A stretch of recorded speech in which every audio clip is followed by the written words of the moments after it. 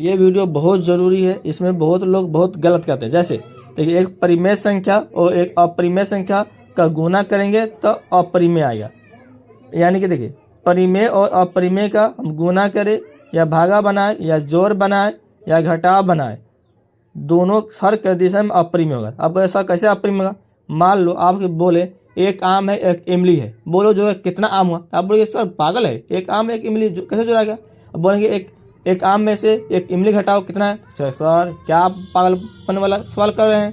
तो यानी उसी तरह परिमेय अलग हो गया और अपरिमेय अलग हो गया, दोनों जोड़ घटाव गुना भागा बन ही नहीं सकता है। तो इसीलिए हमेशा अपरिमेय ही जवाब आता है, जो होगा वही होगा।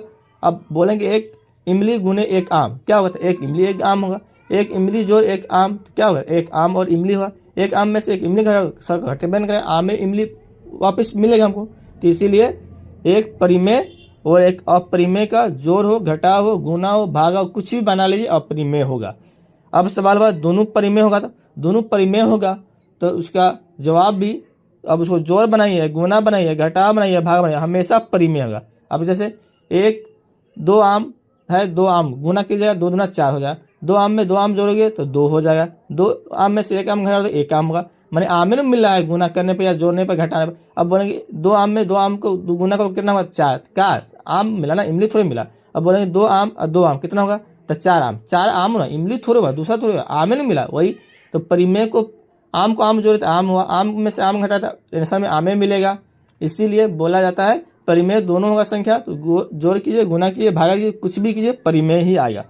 अब सवाल आ रहा है अपरिमेय और अपरिमेय दोनों अपरिमेय हो, तो देखिए इसका बात यहाँ समझिए। जोड़ और घटाव कीजिएगा तो अपरिमेय मिलेगा। 2 अपरिमेय संख्या का जोड़ या घटाव अपरिमेय होगा, मगर जब 2 परिमेय और अपरिमेय का आप गुना भाग कीजिएगा तो उसमें दोनों पॉसिबिलिटी, परिमेय भी हो सकता है अपरिमेय। कैसे?